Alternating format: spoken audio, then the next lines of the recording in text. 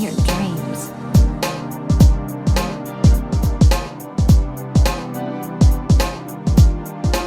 Hey, what's up guys? Welcome back to another HoYoverse video, and today I'm just going to be talking about why I think Star Rail gets better treatment than Genshin. Just a perspective of mine, that's really all there is to it. The perspective might not be correct. By the way, if you happen to like the video, just leave a like and subscribe. A few reasons why I think Star Rail kind of gets the better treatment, and when I say better treatment, if you don't know, Star Rail gets better quality of life stuff, end game stuff. Quality of life stuff like their resin system. Their resin system is pretty good. Star Rail's weapon banner is a little bit more generous than Genshin's weapon banner, since the weapon banners are like kind of separate, if you know what I mean. Star Rail's beginning banner also gives out a free 5-star. Star Rail team also gives out a little bit more freebies when it comes to summons in Star Rail. Also, when it comes to endgame content, Honkai Star Rail actually has endgame content. Genshin does not have any of these quality of life stuff. The resin system still shit. The weapon banner will always forever be shit. Not as much freebies as Honkai Star Rail gets, and Genshin likes endgame. Or I guess I should say combat endgame, because technically Genshin does have, like, you know, some shit to do. A reason why I think HoYoverse is a little bit more focused on Star Rail is because, let's be honest with ourselves, Star Rail doesn't really have much going on for it. I'm not hating on the game. I still play the game kind of, you know, every now and then. I kind of just log in, log out recently. But Star Rail is basically just an auto battler. It doesn't really have much going on for it.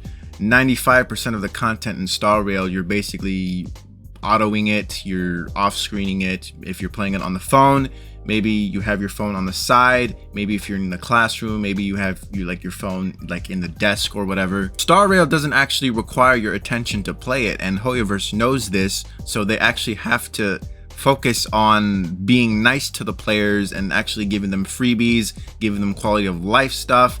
And they even do drip marketing for characters very fucking early. Because if HoYoverse doesn't do that for Star Rail, they're gonna be losing the players' attention. No one's not gonna be paying attention to Star Rail if Star Rail didn't have this quality of life shit. Also, the endgame content that they have. When Star Rail came out, it came out with simulated universe from the get-go, because HoYoverse already knew this. Now imagine if Star Rail didn't come out with the simulated universe from the get-go. Players would be losing attention. They wouldn't really give a shit.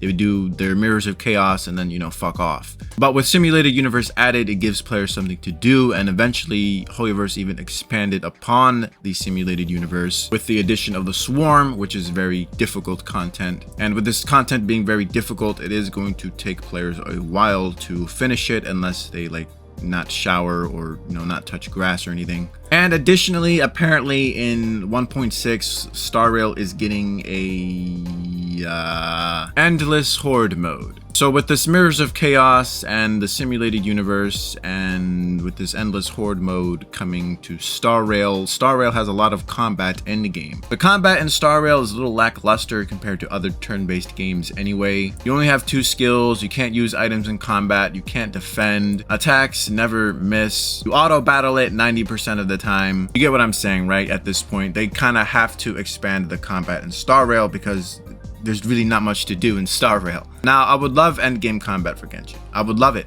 very much. I have a ton of characters that are like level 80, 90 that hardly get any use because there's like, you know, there's like no endgame content. So I basically gotta use them in the overworld and shit. One reason why I think HoYoverse is refusing to add endgame for Genshin is because, for one, Genshin makes a shit ton of money already anyways. As far as HoYoverse is concerned, Genshin is basically perfect, right? It makes a shit ton of money. Farina's banner has already outsold Nouvellette. It's already outsold like a few Star Rail character banners too. Genshin just makes a shit ton of money, and why would they need to bother making endgame when the game is making a lot of money? They don't really need to.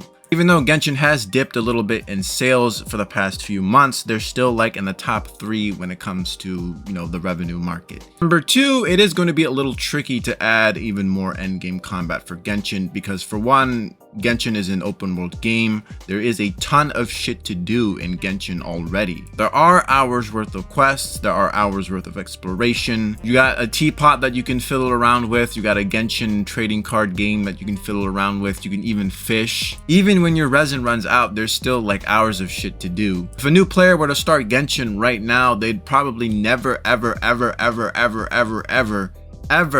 run out of content to do in Genshin because there's just so much shit in Genshin to do. So if HoYoverse were to add endgame combat to Genshin, how the fuck could they please the casual new players and also please the try-hard veteran endgame players? This is a little tricky, and I say tricky pretty loosely because I think the actual real solution is really add some type of endgame combat, but don't add any primo gems as rewards. That way, any new casual players that just joined in, they don't have to be forced to rush through the hours of content in the game, and it will give the try-hard veteran players something to do. Just make the end game not reward any primo gems. They've already been doing this with like the Genshin TCG, right?